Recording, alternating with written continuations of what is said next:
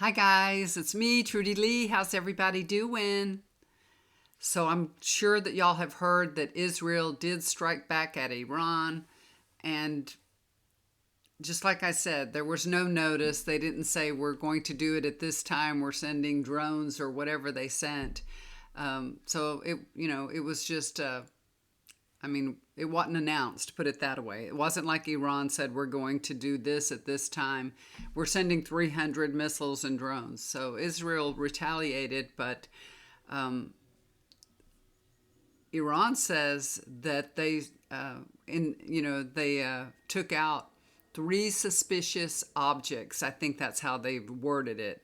But they didn't say it was from Israel, and Israel didn't say it was from them. So it's like, you know, kind of almost sounds like my husband said it would, like Netanyahu is actually in bed with the Iranian regime. It kind of holds water what he was thinking, because it looks like they're just looking to the world that we will respond, and we can respond if we want to, because that's where a lot of the military installations and nuclear plants are at in Isfahan, and it's in the middle of Tehran, and they were able to get three whatever it was, drones or little helicopter things or whatever they were, all the way to Isfahan. I mean, how come they weren't shot down right as soon as they got to the border of Iran? So it's kind of like telling the whole world, if we wanted to take out their nuclear facility, we could. We just want to show it to the world that we're, controlling ourselves. So there, it was tit for tat. So also, our country, our U.S. government has said that they have looked at satellite pictures and that there's no damage to Iran. So they're corroborating what Iran is saying.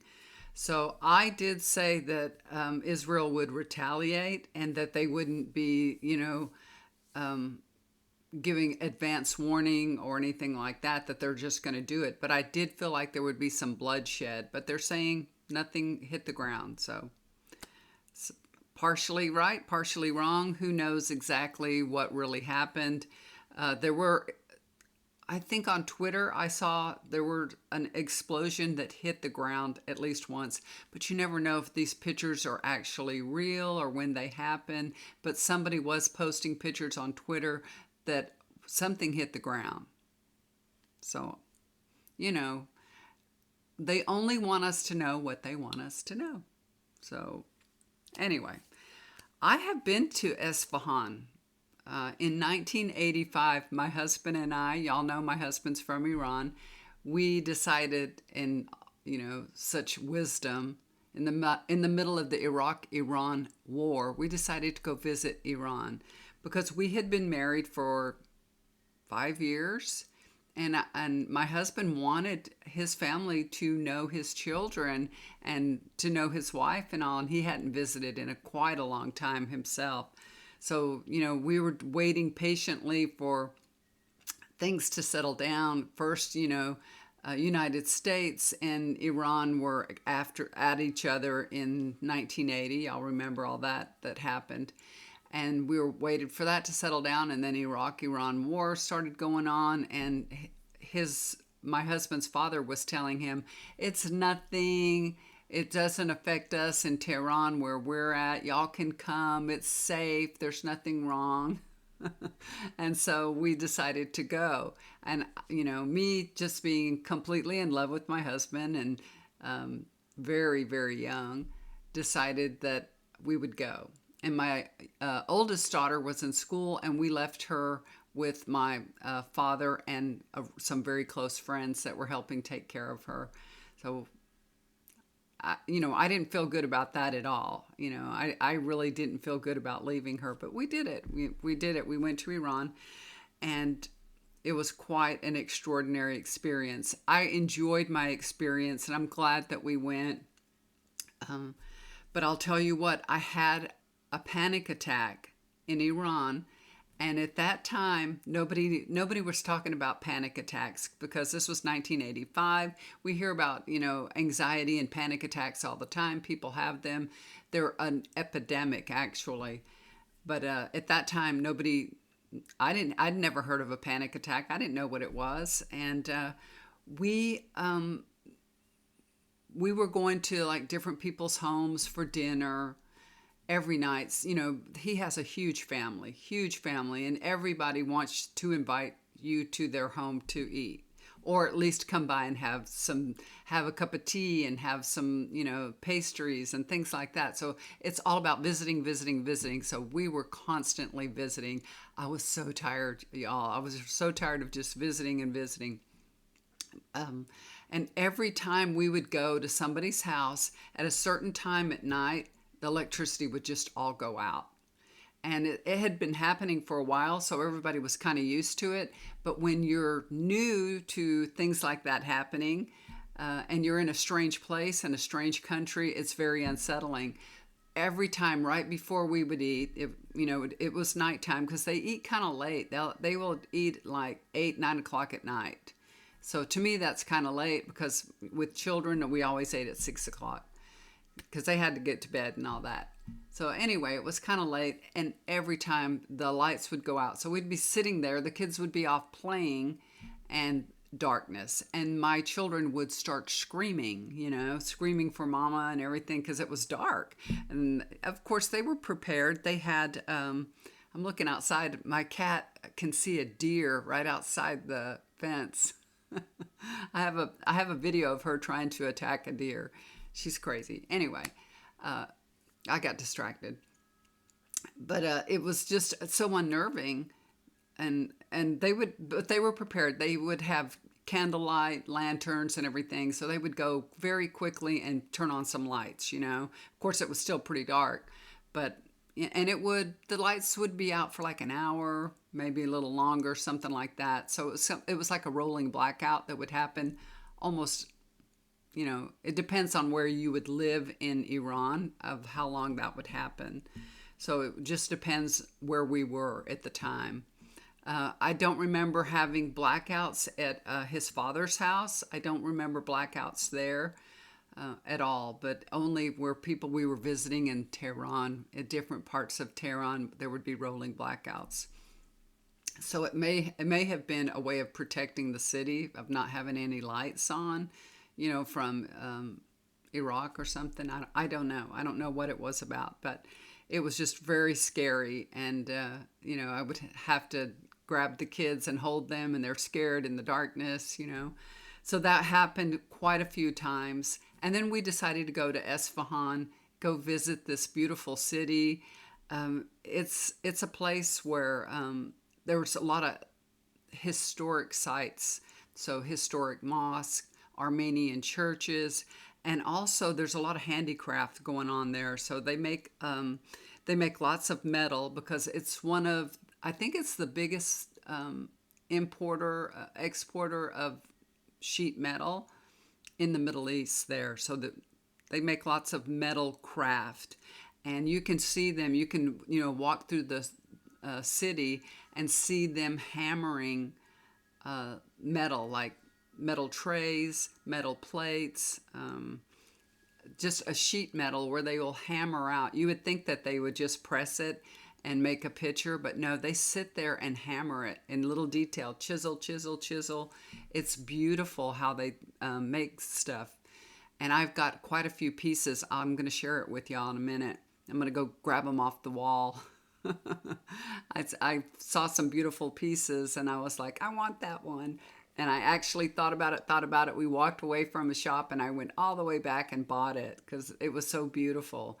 So it's a really touristy area, at least when we were there. I'm sure it is still now. But there were some scary moments. But what happened to me while we were walking on the street there was throngs of people, because like I said, it's a touristy place and a lot of shopping going on, and just the sides of the street, were just so crowded. They really were so crowded. My husband was carrying our youngest child. She was 2 years old. And I think my other daughter was probably close to 5, not quite 5 yet, but 4.5, something like that. And I was holding her hand, and of course I'm covered. I have it's a light jacket. I remember it was a light gray jacket, and I had blue jeans on and a shirt underneath. The jacket went down, past my knees. It was long sleeve, but it was lightweight so that it wasn't really hot because it was summertime. And I had a scarf on too, so I was completely covered up. Um, I may not have been wearing blue jeans. It may have been something else I was wearing because uh, now that I think back about it, because if I was wearing blue jeans, this is what happened. Somebody pinched my ass while we were walking in the crowd. My husband was a little bit in front of me. He always walked a lot faster than me. I have a very short stride and I walk slow, and it was always hard to keep up with him. And if we were here, we would hold hands or something. But in Iran, men and women can't touch, so he couldn't hold my hand and make sure I was right behind him.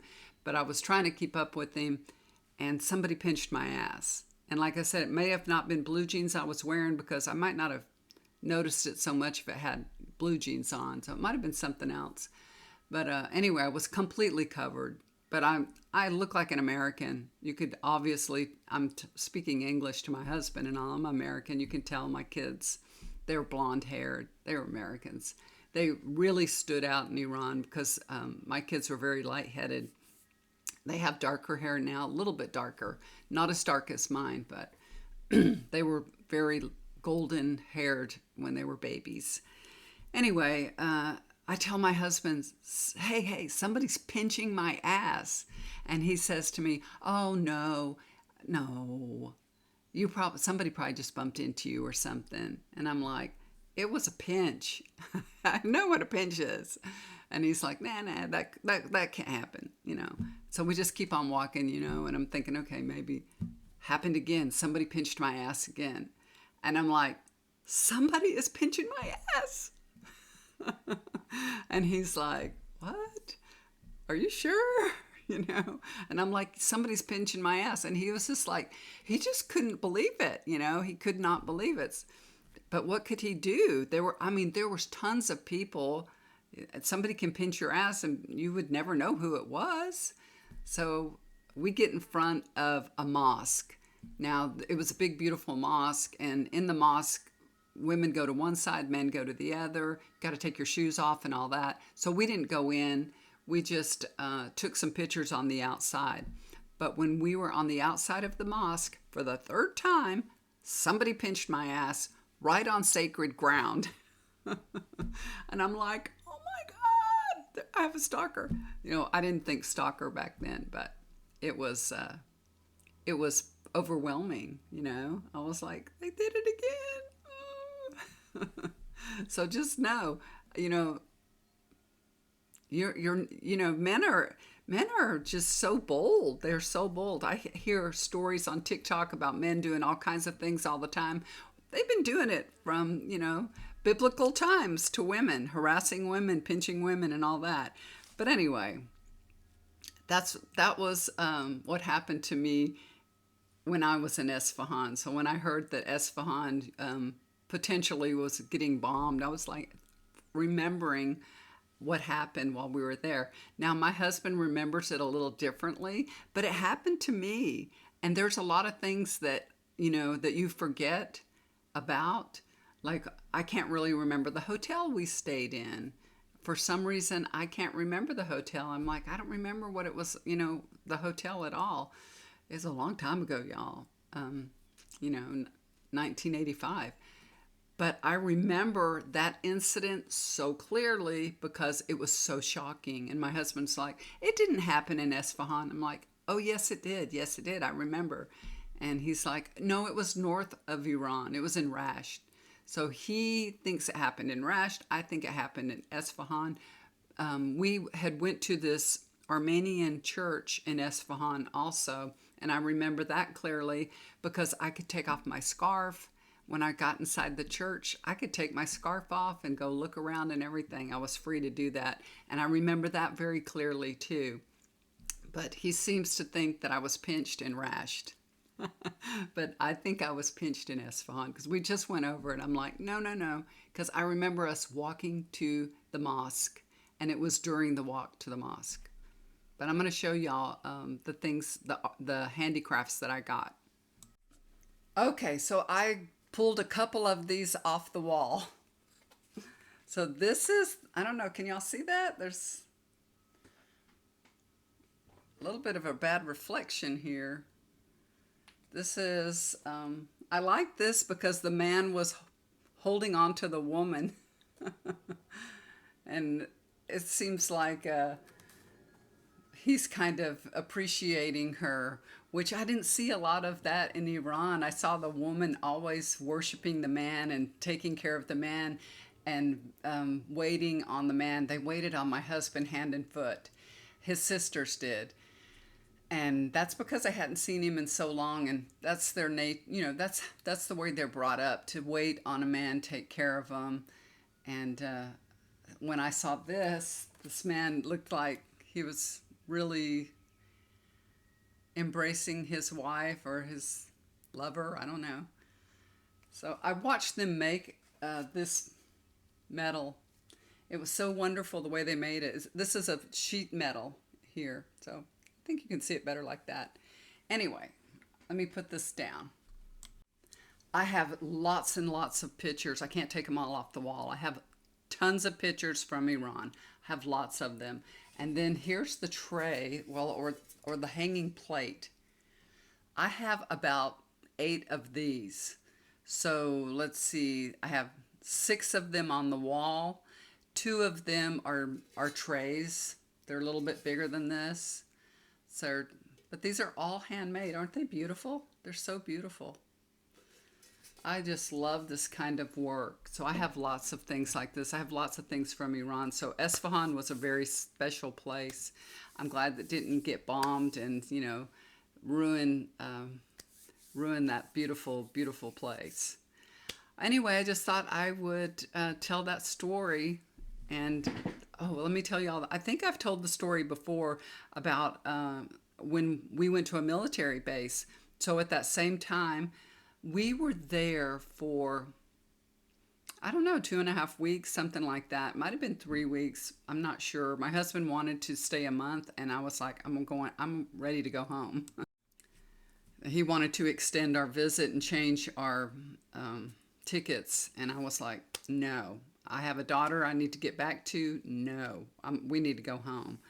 So that was my one and only trip to Iran. But we went to a military base because he had some cousins or something.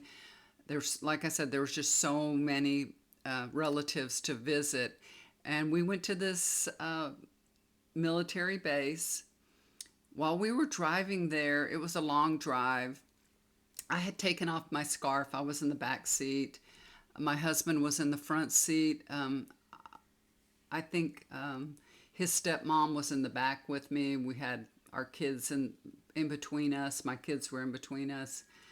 And, it was hot and all that. So I had my scarf off. And as we drove up to the military base, his father started yelling for me to cover myself. And so Johnny said, put your scarf on, put your scarf on. His dad was screaming and yelling in Farsi. I didn't know. But he said, you need to put your scarf on. So I put it on, and we drove up to the military base, and there were men, military men in fatigues with guns, all over the place. So it was, I've been on military bases a whole lot of times because my father he worked for NASA, he was in the Air Force and all that. I didn't see anything like that, and not that I couldn't remember anything, but these men had machine guns and all that. They had machine guns, so it was kind of scary, but it didn't really register that much to me. I didn't feel afraid. You know what I mean? I wasn't thinking, ooh, this is scary. I was just taking it in. So we get into the people's house, and everybody sits down. So everybody sits down on the floor there because they'll have, they'll have 30, 40 people at once in their house, and you just don't have that many seats. So they always put a big tablecloth on the floor, and everybody sits around the tablecloth. It's so uncomfortable, y'all. It is, especially if you're wearing a dress or you're dressed up nice. Try to sit down on the floor. It's horrible. But anyway, we were sitting down on the floor, and I can take my scarf off and everything and get comfortable. And I had to take my scarf, my jacket off, and gotten comfortable, sat down on the floor.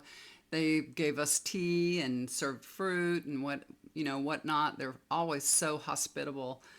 And all of a sudden, I just started trembling. My hands started trembling. I started shaking. I just started losing it. And I started crying. And I was like, something's wrong with me. I just felt, I didn't know what it was. So it was a panic attack from, being exposed to all this that I wasn't used to.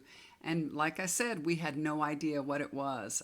I mean, they did say, it's nerves. She's just having, she's nervous or something. But it was a full-blown panic attack, y'all. It was. They put me in another room. They put my husband in another room, us together, to comfort me. And he was like, "What's wrong with you?" And I was like, "I don't know. I don't know what's wrong. I don't know." And he's like, "Why are you crying?" And I'm like, "I don't know." I was just shaking. I couldn't, it took a while, but maybe an hour later, I was okay. I was okay. I was embarrassed. I didn't know what happened, and they were like, "Oh, she just got scared because she saw all the military men," which basically is true. It triggered something in me. Isn't that weird? I had a friend call me last night, and if she's listening to this, I want to say hi. She called me last night. She had a panic attack. She had her first panic attack, and so she called me to talk about it. And she was at the dentist, and they were going to do a deep cleaning. So they deadened her gums a little bit to do this deep cleaning. And when they laid her all the way back, she'd never had a deep cleaning. I don't think she's had serious dental work done ever. And it's, they lay you down flat, and then they're right on top of you and it's just like they're right in your face, and all of a sudden something flipped and she had a panic attack. She was like, "I can't breathe. I can't breathe," and they were like, "What's wrong?" And she was like, "I can't breathe. I can't breathe." And they were like, "Oh, you're going to be okay." And they had to call the paramedics for her, and the paramedics came and they put the oximeter on her finger, and they're showing her, "There's oxygen in your blood. You're breathing fine." Her oxygen was like 98, 99. It was good. So they were telling her, "You're fine. You're having a panic attack."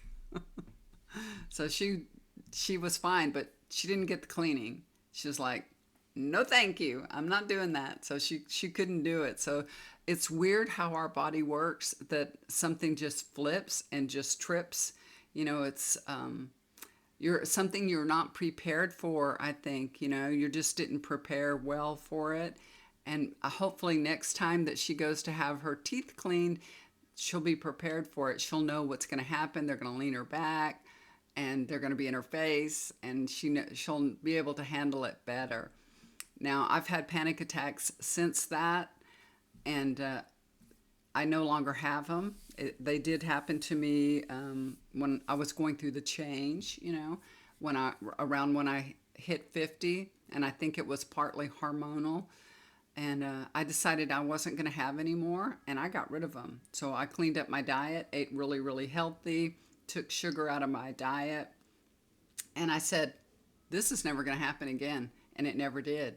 So I don't know if you can overcome them by just with will and good diet, because I think a lot of it has to do with your eating habits. As a matter of fact, talking about eating habits, my husband this morning, right in front of me for breakfast, I got up late, y'all. I got up late. Remember, I told you in the last couple of videos I hadn't been sleeping good. I could not really go to sleep. I went to sleep last night finally. It probably was 2 o'clock before I could fall asleep. I slept till 10 o'clock this morning. I slept 8 hours, y'all. 8 straight hours. I couldn't believe it. I woke up and it was 10. I looked at the clock and I'm like, oh my God, it's 10 o'clock. I can't believe it. So I come out. My husband's drinking some coffee outside. It cooled off, y'all. It's nice and cool now. We got our windows open again. A cool front came. It's 72 degrees in the middle of the afternoon here, so it's very, humidity has gone way down now. Thank goodness it's out of here because it was really uncomfortable. But he was outside. He had the windows open. He's drinking his coffee, you know. And so I sat down beside him and got me a cup of coffee. We're sitting there drinking our coffee outside. He goes in the house and grabs a banana. He starts eating a banana. And I said, "Did you eat some breakfast?" And he said, "No, I'm having a banana." I'm like, that is not going to happen. You're diabetic. You cannot eat a banana for breakfast. You have got to have some protein with that. You can't do that. And he knows it. Oh my God, y'all, this man, I have to like babysit him every meal. It's too much. So I go and fry him some eggs real quick and bring him 2 fried eggs and say, eat this with that, you know. He gobbled down the banana, you know. That's just all that does. If you eat a fruit like that, especially a banana, now a banana's not unhealthy or anything, I'm not saying that, but it's going to spike his blood sugar and then it's going to drop. You know, it's going to suddenly drop and he ain't going to feel good. It's not good. You need to eat protein with a fruit or, you know, some carbohydrate that you're having. You need to have protein with it. So anyway, he ate his eggs. Y'all, I don't know if this man's ever going to learn. I don't know. What is wrong with people? You know, if you know you have a heart condition, if you know you have diabetes, eat healthy. Please. Anyway, I just wanted to share that with y'all. I hope y'all are not tired of my stories and listening to me because I have some more coming too.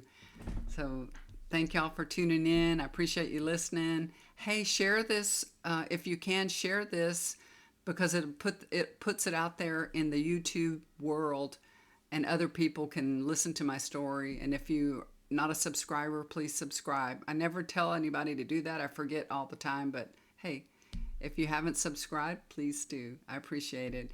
And if you would like to get a healing session with me, a tarot reading, a chakra balancing, energy cleanse, look down below. I'll leave my email.